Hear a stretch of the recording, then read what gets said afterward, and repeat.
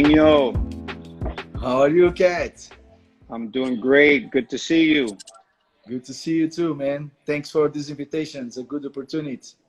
Yes. We love to share your story, and we love that you're willing to talk to us.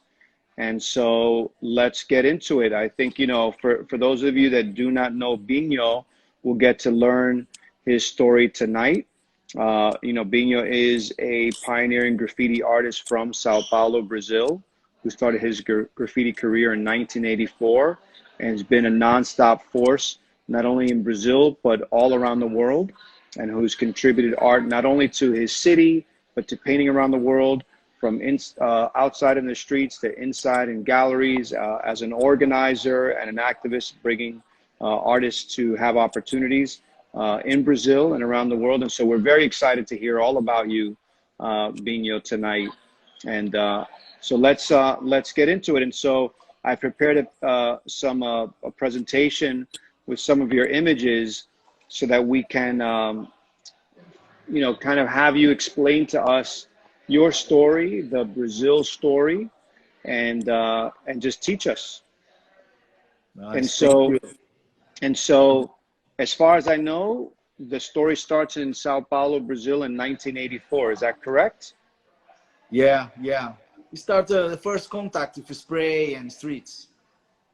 And so what got you to begin to think about graffiti at all in this time? This is a kind of a big mistake because we had no informations. We had nothing to learn, to try, to understand what happened. We just want to paint. And the spray is so exciting, paint at night is so exciting. And that's why I think the kids get a big motivation. And how much was at the time, was hip hop something that was exploding there? Was it important for you or no? Yeah, sure. This time I was very young. I don't have a lot of contact with the hip hop culture and everything. But I come from my background. I have a lot of skateboard on it.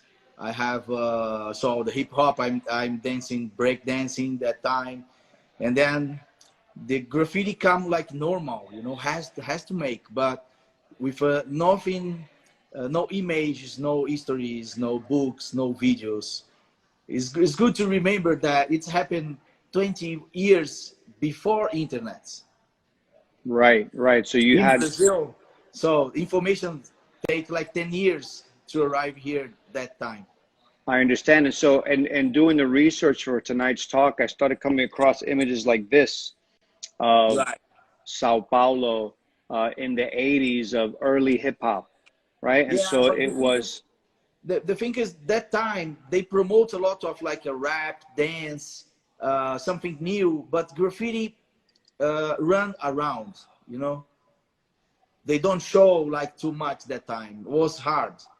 right. So the information wasn't there. And so, one of the early photos from you is right Yes. here. Yeah, this is one of in the skate park. So so where in Sao Paulo is this? This is the north side of the city. It's a very famous OG skate park, and that's why like the skateboard and graffiti for my life come very together. I got it. And so you're using what kind of paint? It looks like, you probably don't have fancy spray paint. Oh no, man! It's kind of new for us, That time we need to find a lot of different kind of paint possible to use, and we don't have the caps. We don't know how to use the spray, the caps. We just want to paint and make something from the memory because don't have like a books or information to building something better. But it's cool. It's cool. Good to remember. And so where did you come up with this kind of a style that you're doing? Just from your imagination, or were you looking at like comic books or something? Because it feels a bit cartoon-like. Yeah, I think I had a lot of cartoon information this time with kind of 14 years old. And but like I want to make ladders in this time, but I get no ways to make some different style, and then it's just happened. Well, it's a pretty cool execution, and it's very original. It seems like you have arrows coming out of the letters Uh-huh. and these circles, you know. And so when I see early pieces, this is a pretty good early piece for any writer. Yeah, I think it's before to watch the movie Beat Street, for example. When Beat Street come, everything changed because we get so it's a graffiti history. It's graffiti is a real for us that time. You know, it's cool. This And piece is a little before, I think. and so when we look at you here early on, you know, how old were you when you really got into it? Were you a teenager? It was maybe like 17, 18, around this. And so when you look at this picture, I see, or when I see this picture, I see, you know, you have a T-shirt that has graffiti letters on it, and then you have this character next to you Uh, that's like, you know, almost like a kind of a b-boy or a skate character. yeah, because this time I play skateboard a lot, and with graffiti was the same. Just we have no, what I say, we have no infos, and then we just make characters with a shine in a cap and try to use some like a marijuana flakes. It's everything was a protest on this time, you know, including beautiful piece was kind of protest because we didn't exist the truth on this time. So were you getting magazines over there like Thrasher, like skateboarding magazines or anything like that, or no? Yeah, yeah. These ones always came with some graffiti in the ramps, in the parks, or in the streets. It's one of the good opportunities that we can see colors and effects, but takes long here. Takes long to Yeah, really well, you're understand. right. You're so far away from, let's say, places like California where this is happening, or New York City, and so the information was very difficult to arrive. Yeah, the thing is, in special this time, the only people travel to US or Europe or around the world was a kind of rich people. They go to tourism areas. They never had kind of pictures from graffiti. They never had books or videos or everything because it's a different world for them. And takes years. Like a lot of Americans start to travel to Brazil, not just for tourists, but to discover the streets, like Barry McGee, Twist, and like you, and a lot of good people come to Brazil, and then we really start to understand better the rules or the streets concepts. Sure, and you start to exchange ideas and information, and so, but you also, it seems like you pretty early on, you also started traveling yourself. Yeah, I think the graffiti writer make this in another neighborhood, in another city, and then go to other states and start to across the line, the border from your country. That's why I came a lot to Argentina, Chile. So this picture is from Chile, 96. Is the first trip. Was like me, os Gêmeos, Espeto, Tinho, and Vicha. All the original graffiti boys from the 80s. It's a good picture. I really love this place, this history, this part of the culture in South America, I think. And so 1996 in Chile, and you know, you traveled over there with, you know, your artist friends. What was it like in Chile? It's they are doing the one graffiti meeting, and we take this mission, and me and those guys come all together like a crew, and we paint a lot there. We take a bags with paint, and it was is a very cool energy experience. And the interesting is because this trip opened the door between us and Chile in special, like the guys from Santiago. And years they come to Brazil, Brazilians going to Chile, and you can see how nice there is this communication that graffiti opened the door. You know, it's very cool.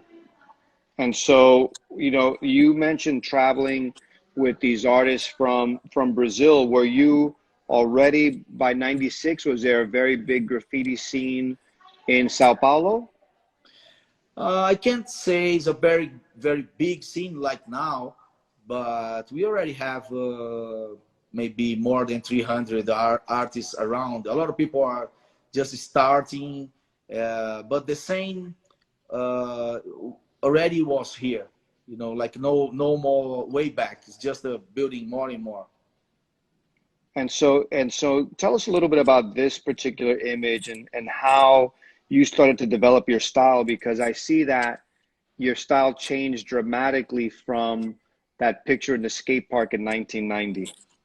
Oh yeah, sure. Because this one I already get some infos, and then we start to paint together. Like me, Eugenius, Speto, Tino. Always we change sketches. When someone learned some effect or a way to paint different, we always share the concepts, the technique. And this picture is interesting because when I was almost finished, the cops came and arrested me.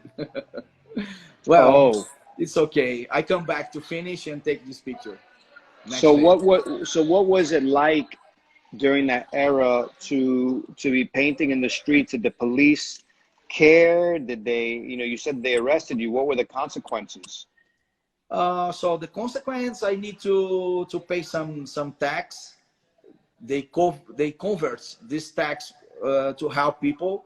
It's not too bad that time, and was kind of my first biggest complication because this is a metro spot, and then it's not a kind of street spot, like not very freedom in this kind of place. But yeah, doesn't happen really a lot, but it's okay. I'm still alive. And how old were you at this time? Was kind of 20, maybe 21, around this. So for, when you got into this, as a teenager, what was your family thinking about you doing this? They doesn't understand, and special because doesn't have samples around. Have no people you can say, oh, I want to be famous like that guy, or I want to be rich like that other guy, or I want to make some nice thing, because for us it's just something that doesn't exist in that time. My family is okay. They never be kind of super against me, but they apologize me sometimes, and now I'm very happy because my family really like what all the decisions I take. And so how did you get into, discovering, let's say, something like this in trains? And here I see, you write Japan on this. Um, where was this, and what got you to start painting trains? Well, in Brazil was hard. Passengers we don't have a lot, maybe some ones, or metro. But that time was a kind of mission. You have to across this line to get this opportunity to real think about how you can communicate, include if it's independent, if it's legal or not legal. So it's happened in 99 in Japan when I live there, and I take someone's. And Brazil I take more like cargers because it doesn't have too much. And well, my background, I'm always did something on the streets, not always with permission, but now I'm very quiet with this point. I understand. And so what city was this in, this particular photo? I'm not really sure, maybe Nagoya or Tokyo. Got it. And it looks like there was already graffiti on the train, maybe, like to your left, something was there. Was it? Yeah, yeah. We take some, and a friend of mine paint on the side. We paint I together understand. this I train. understand. And Yeah. so, and painting trains is a pretty serious thing to get into. And I'm guessing in Japan, they were not too happy that you were painting their trains. Yeah, I think so. This is already more than 15 years old. That's why. So I changed a lot my mentality when I travel. I love to say these things, but I don't be involved no more. I'm trying to be more uh, So I already had this. Now I have a different mission in my life. I understand. And so, and what's the, and you wrote, and here you're writing a different name, not Binho, you're writing Paz. Yeah, I did this, Jerry, when I lived there, because they has a lot of interviews and things with my name, you know, my like Binho. If I put Binho in this time on the trains, sure they will arrest me super fast. So this was your undercover name, your secret name. Yeah, peace. It's the same peace in Brazil, in Portuguese, paz. And this right, I think everybody can use. It's for everybody. It's not just my. I don't create. It's not my real. It's not my nickname. It's just some good name like everybody can say, like to write love, for example. Sure, a good message. And so, you know, one of the things I noticed is that you start doing characters and you start doing figures in you know when you paint. You know, you're not only doing letters. And so here, I don't know what you're doing here, but there is a figure that you're painting here. This starts in a bombing cockroach. Oh, this is a bombing cockroach. And so you start to incorporate characters a lot in your work. Yeah, because before the graffiti, I already did a lot of characters. Like some the characters I already do, I'm start before, like when I was a kid. And then my mission was learn graffiti, learn writing, learn letters. And I watch a lot of good guys, and they influence me a lot. Like the guys from New York, OGs from New York in special, real influence me a lot. But I never did, or I never can. I never find a way to make the same. Always my style come a little in the side. It's good, but I love to do graffiti. That when you look, you say, "Oh, it's graffiti," you know, not something else. Got it, got it. So you're true to your graffiti roots, and always experimenting with letters. I mean, I see a variety of different kind of styles, chunky styles that are more with curves. But I see that, you know, when you were, I'm guessing this is all Japan. Yeah, this is from 2009 in Japan too, in Nagoya. And so how was graffiti there in Japan? Was there abundant? Were you able to do it fairly easy, or was it a challenge for you to paint?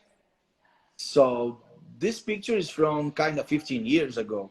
That time we have no had no opportunities to paint like legal walls, and then you have to find abandoned spots or paint at night, take a picture in the morning and back to your home. So it was really hard that time. Nagoya in special, but when I moved to Tokyo, and then Tokyo, I find a lot of other writers and people from America, from other countries, come to Japan, and we met there.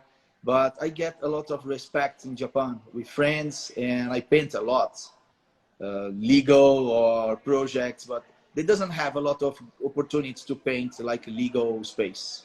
And so what drew you to Japan to begin with?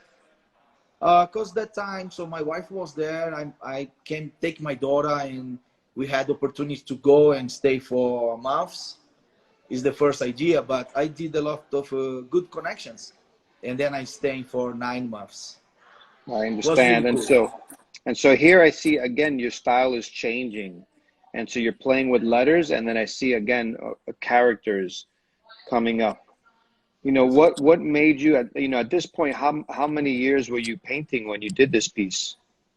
Oh, yeah. This piece is like is very old too. It's maybe it's 80, it's 98, 97, around So this. so you're Like painting a long time already. yeah, yeah. This is very old piece. So all these characters have a good transformation. You know, they get more personality. And then I have all my gang, like you say, and I use this one for one my last show too. Like this group of characters, they are kind of actors. You know, sometimes they are just a part of me. Sometimes they look somebody else. and they have Oh, drinks. They have uh, like a different word in a site. And these ones I do a lot of kind of surrealism characters. Like I have the fish around and a lot of oh, well, characters. let's talk about the characters then. Now that we're getting into it, Right. I see this one. This one is a recurring character in your paintings. Yeah, this is George, the turtle. So, so George the Turtle is in a lot of your pieces, in a lot of your work. You Yeah, paint him a lot. I I paint almost every day, and then I have maybe 5 characters. I change sometimes a day, and I have my other abstract characters and all the styles. Yeah, So yeah, so George seems like he's a bit of a b-boy or a hip hop head I really think sometimes. George is a part of me. You know, it's some of me I can reproduce in a George character. Yeah, And George has even made it to Miami yeah, a couple times. a couple of times. So this piece here we got to see for a long time. This was right across the street from the Museum of Graffiti, and George pulled up in his little bug uh, Volkswagen car here, his little truck. Yeah, And so, it's it's a very fun and a very happy character to see. yeah. I'm What trying and to so make this. why the turtle? Why a turtle? Oh, let me see. So I know another character I have, the cockroach, like the driver on this picture. This driver is he's very aggressive because he have a hands like dragon. You know, he have a gas mask. He's a kind of ghetto boy. You know, like not everybody like him. You know, he's a. And then when I paint with some like girls or another friends with puffy characters, I'm always thinking, oh, I need to create some friend more kind of more chill, you know, more easy, and that's why George born, you know, to be a character Got it. more kind of happy, you know. Got it. Less ghetto than this guy right here. Oh yeah, New York. So this character is a cockroach, you say? Yeah, he starts with that lines in the beginning when we start to talk. You show me from Japan one bombing the cockroach, Yes. and then that time I did a lot of cockroach with a very similar cockroach character. And then when I come back from Japan, these transformations really born, like the hats and the gas mask and everything. Because when my friends say, "Oh, I will make a gas to kill your cockroach," and then I say, "Oh, nice, I need a gas mask." Oh, that's so funny. So he's reacting to the environment, and sometimes I see that you're painting them everywhere, inside and outside, and sometimes they get very big. Oh yeah, this is my one of my favorites. This place is exactly where all the like the hip hop scene, in special the b boys, is starting in São Paulo in South America. Is the Largo São Bento, is the name of the area, and the city hall invited me to paint this building and make a kind of homage for the hip hop scene. That's why I have all this praiser to represent OG symbols or character. Where I see the boom box and the Yeah, belt buckle and the vest and the chain and even and maybe I'm the happy to. hats. I'm very happy because I did my ladders in the top of the building. I don't know if you have a lot of buildings like this in the world. Maybe I really Oh like no, this. I don't think that there's a lot of people that have pieces that far high up on buildings. That's pretty Yeah, big. like a graffiti mentality. You know, oh, let's do my PC higher I can. Very, very cool. And so, this is a big honor for you to paint something like this. Yeah, sure, sure. This is so how is it still there, this wall? Yeah, it's still there, and I did in December, the 1st of January. So very, 2020, I finished this building, and I so use very new. varnish. You know, a lot of layers with varnish. I think we'll be there for years, for sure. Excellent, excellent. It's a beautiful thing to have there at this location that's so historic. And so, you know, I want to also ask you, you know, in your recurring gang of characters, you also have, and I don't know if you would consider this part of the crew of characters, but you have fish. Yeah, if you take a special attention in the last picture, if you come back and make a zoom in the arms, you can see the tattoos. This is the surrealism area I like to work to. You see, the fish is one of the tattoos, right? I see that, yes. And also Because CBS.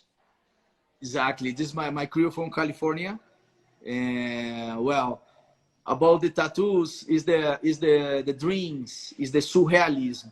That's why I have this another door, another way that I do like fishes or another characters, like one you showed me before.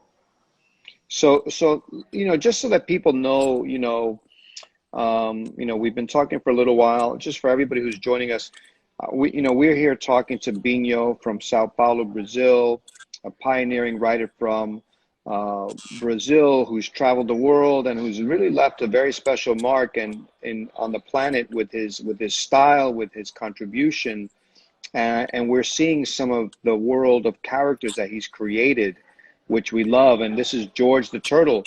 And so a building like this is, you know, maybe seven floors tall. How long does a work like this take to create? So we work there 13 days. Exactly, we start in the week before between Christmas and New Year, and then São Paulo was pretty empty. Like you can see, just one bus with no cars around. Now in the pandemic, it is exactly like this sometimes, but that time is before the pandemic, just before, a weeks before. Got it. Got it. So then you see George's surrealist tattoo of the fish, which we love, and here we have Uh-huh. another version of the fish, you know, with a bass piece across his skin, Hmm. right? And so, you know, these fish are also recurring. What is it about the fish or these koi fishes that that you like so much to keep painting them over and over again? I already had a couple fish in the beginning, a long time ago. When I live in Japan, I saw a lot of good informations about this is pretty normal there. You see like the koi fishes everywhere, real ones or like drawings or paintings, but it's very common. And then it's make a part of my background too. When I And when I start to put letters inside the fish, it's because it's every graffiti writer knows many projects they say we can have draws, we can have characters, but we can't have letters. Like a big discrimination. It's happened a lot. Everybody knows that. It's very sad, but it's happened. And then I'm thinking, okay, if I do a fish and my piece inside, it's okay, right? That's why I'm starting. got it. So it's camouflaged inside the animal. And so then no one gives you any problems. Yeah, and I start to try to use a lot of kind of tropical colors and combinations, like carnival, you know, very strong. I'm trying to make strong this one. This is old, yeah. This is more new. Change a And so little. here's a newer version, you know, similar colors, but again, very trippy. Now this one, the fish is being like cut and held together in pieces by like strings or something. Yeah, I'm start to put these slices and cables like to grab again. And this fish represents uh, what I can say prosperity in Oriental culture. In a lot of cultures, fish is always something good. When you have a big fish, is because like the gods like you, you know, and gave you opportunities. That's why the fish is very important for me too.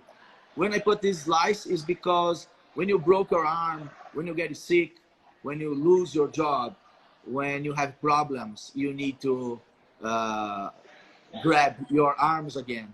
That's why I'm trying to make this. It's a little strange, but works in my mind.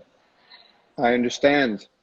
I mean, in here, I want to share with everybody more versions of the fish, and you know, of all scales. I mean, sometimes they're small and sometimes they're quite gigantic.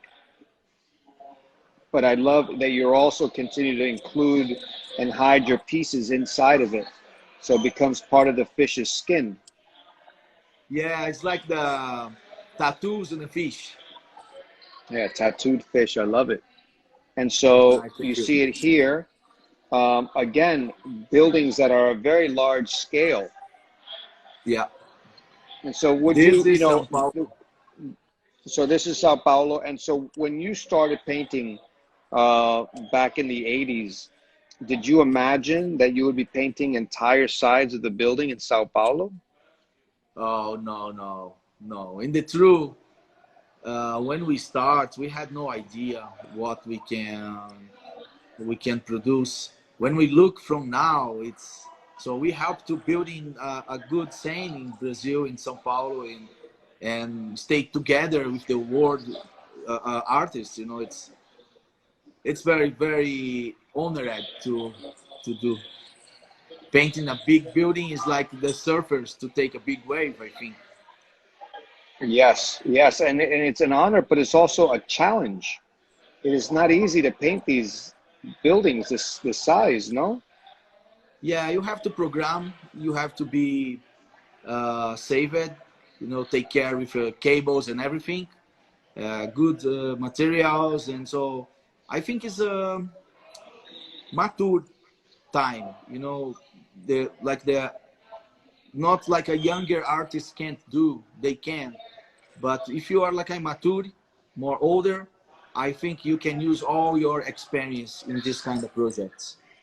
Right. You really, this involves a lot of planning. Yeah. This is a lot of planning. And so something like this, you mentioned before, it took you 13 days. I imagine this is at least 13 days also, no?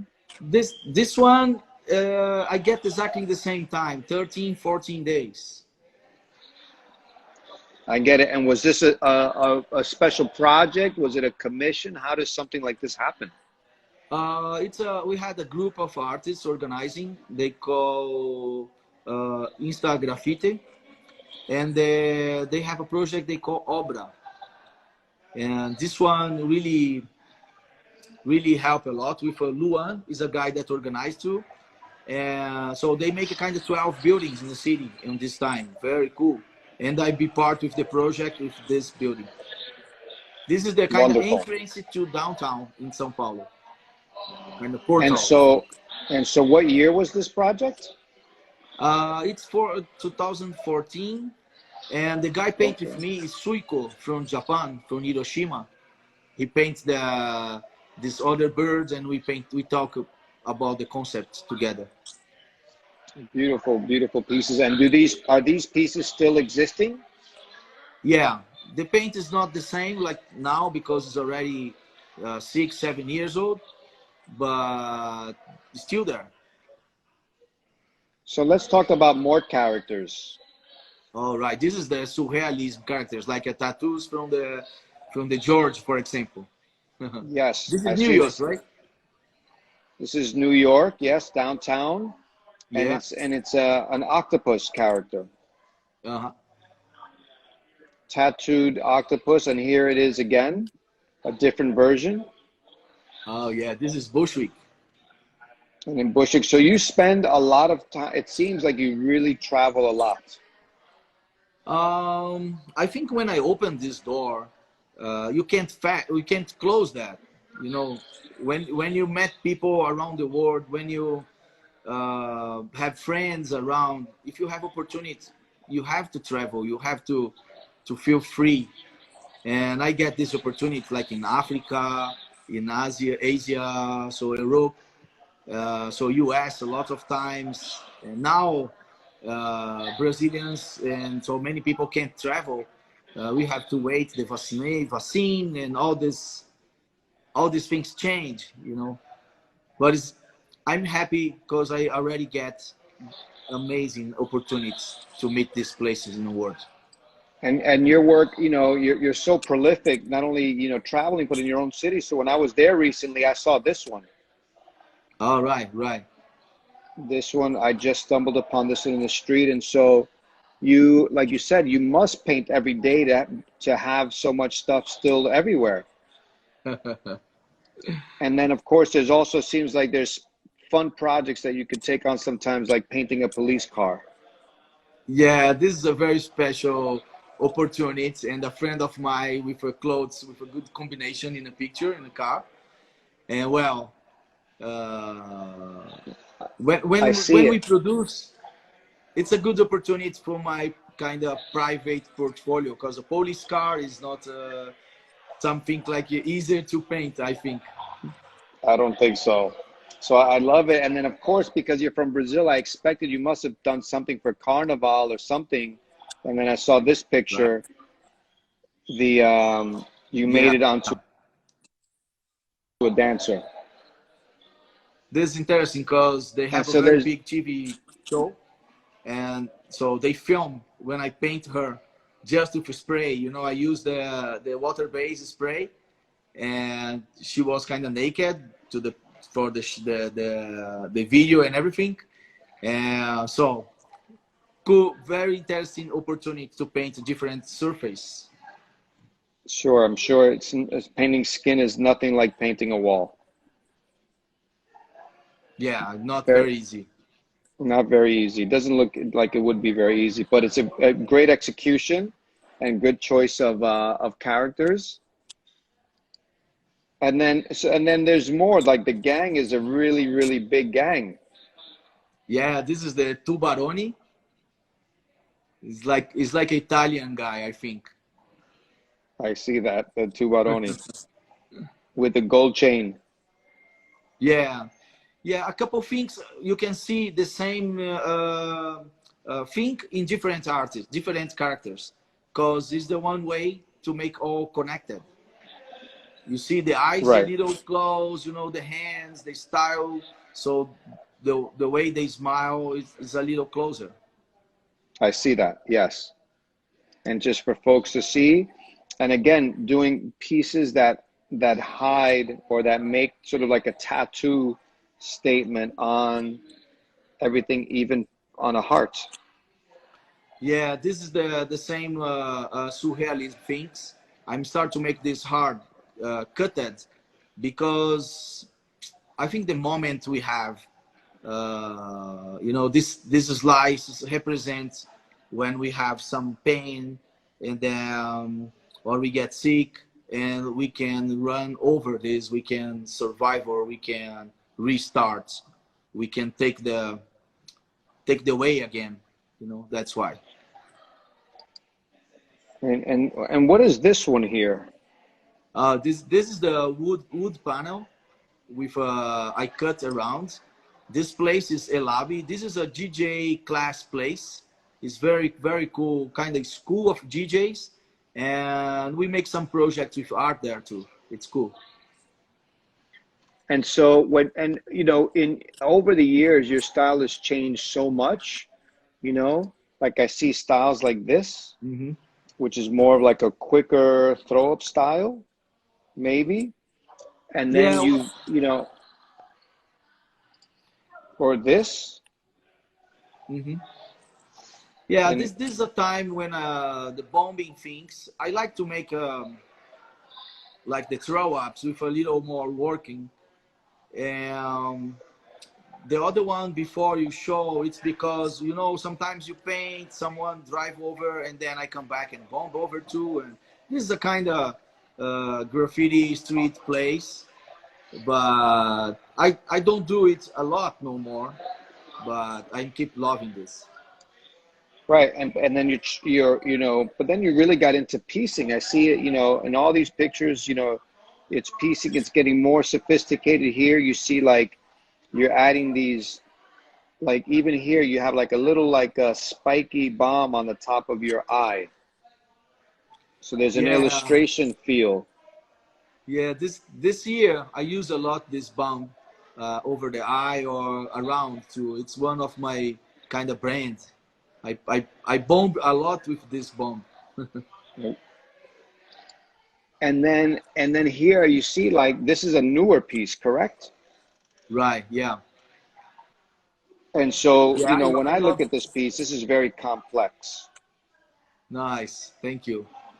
Yeah. I I like to keep doing. A lot of friends from my generation, they just start to take a different way, far from the graffiti classic. And I really love to take a reverse way. I want to meet 80s. I want to come back to the years. And when I do my graffiti, I like to the styles, for example, these letters. I like to make something like to fight with the 80 guys. I don't like to make something only different. I want to make something that can exist that time. I love this.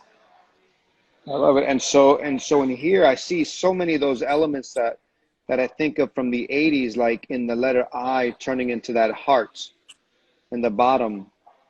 Yeah, it's happened because in my personal letters, growing and growing, and a lot of things is a part of me too.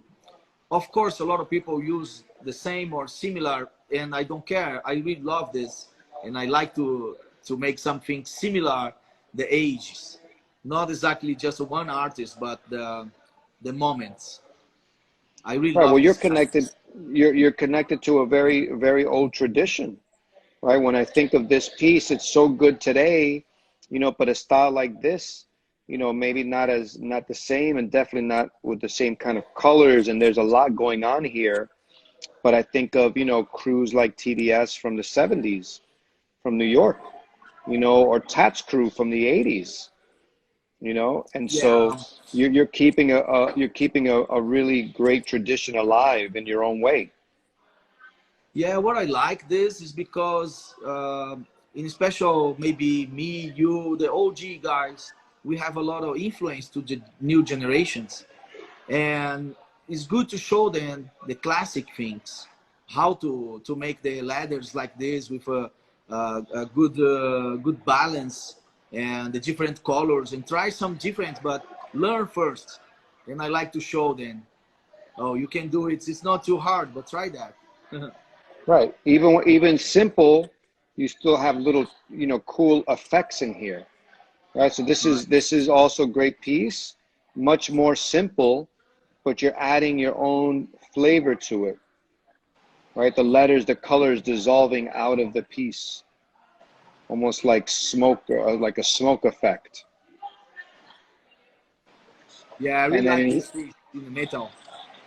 yeah, yeah, no, and you take over the whole space, right? You cut off the bottom, but you extend it very, very high. It's like, sometimes we see these pieces and we think, wow, it's such an easy thing to do this. This is not easy at all. This is some serious letter mastery right here. This is for those of you that don't understand this, that you're seeing this here, like this is some serious funk that BINHO is painting right here. The way that the letters are overlapping, the H cutting into the letter N and the O as well. Um, it's very clean and very sophisticated at the same time. Nice, thank And you. so Simple is not you're welcome. simple, right?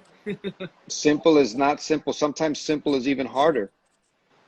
And so here, this is another wonderful piece that you decided to share with us. Again, it seems like it's like the letters are dissolving, or this time the outline is turning to smoke. But a lot of connections, it's very complicated what you're doing here. And so I just want, folks that are with us here to just look at, spend a moment to look at this letter, the letter B, how complex it is. It's whipping around with arrows shooting up and in and over and under, and a halo around part of the B. And as you go through it, you know, if we didn't know it was BINHO, maybe you wouldn't even be able to read it for some people, right? Oh, sorry, I can't hear you good because here I have a big rain now and the noise is too much. Sorry, if you can talk a little We higher. we hear the rain. We hear the rain. You know, BINHO, it's you know what I want to do is I want to ask the audience if they have any questions that they want to ask you. You know, again, Oh, everybody, great. we're with BINHO from Sao Paulo, Brazil. We're very honored to have you for this small amount of time, and it's wonderful for you to be sharing your work. And so, if there's any questions from the audience, now is the time to ask. Anybody out there? Well, I think BINHO, because of the rain, it's hard to hear Good. you. It's good to say hi, Sass, Nicer, Tex, a lot of good friends around from Brazil, from America, from around the world. Thank you, guys. Thank you, Cats. Sure, of course. So one question we have is, what crews are you part of? What are the crews that you are part of, BINHO? Can you share a What couple did of the I make a crews? question? You want to repeat this question? Yes. What is the crew that you're with? So I'm from a CBS crew, um, Can't Be Stopped from California originally, but I'm a representative of this crew in Brazil or around the world. And I'm from ABL, is it Academia Brasileira de Letras, and I'm from 4Key. It's a kind of collective, and I have my own brand, Terceiro Mundo, that's always close me everywhere I go. Wonderful. Thank you for that. Another question is, do you ever sell prints? Can people buy your artwork? Yeah, we have a couple of things, but it's a little harder to send now. But I have normally I have some prints or original canvas. I do more originals in normally, but now I'm working my new studio in the Vila Madalena. You know this area, right? Like Beco do Batman. It's pretty famous Yes. area, kind of art district. And this is my new studio or new atelier. I will produce more things, more concentrate, I think. And so, do you have a website that people can go to see your work or see any of Yeah, the work in the future? it's a in this website is not actual, but binhoribeiro.com.br. There have a lot of things, but it's not actual. From Instagram, in exactly this moment, will be more easy way to find my things. Okay, great. And so, BINHO, we're going to let you go, um, and want to thank you for spending your time with us tonight. Oh, thank you. Everybody, this is it's wonderful that we got to spend some time with BINHO and learn a little bit about him. Uh, you know, we're running short on time, and it's getting a little bit harder to hear because of the rain over there. And so, before we lose a connection, I want to say thank you to you, BINHO, and to everybody who joined us today to hear this art talk. My name is Alan Kett. This is BINHO. You could follow him on Instagram if you're not already doing it. You can follow the Museum of Graffiti here, and also sign up on our website for our newsletter to find out the things that are happening in the future. You can come and visit us here in Miami if you are starting to travel. We'd love to see you and have you join us here. And if you love this, you know, this art talk, please see more of the art talks on our YouTube channel. We have many, many talks. Many of the artists that are on here listening today have already been interviewed, and their art talks are on YouTube on the Museum of Graffiti's channel. And so, BINHO, thank you so much. We hope to see Thank you you, in Miami Cassius. very, very soon. I hope this December. Hope. Yes, exactly. Hopefully, we get to see you very soon. And everybody, thank you so much for your time tonight. It's much appreciated. And until next time, we'll see you then. Yeah, Peace. thanks to all you guys, friends, family. So I miss all my friends. Want to come back soon. Peace. Good night, everybody.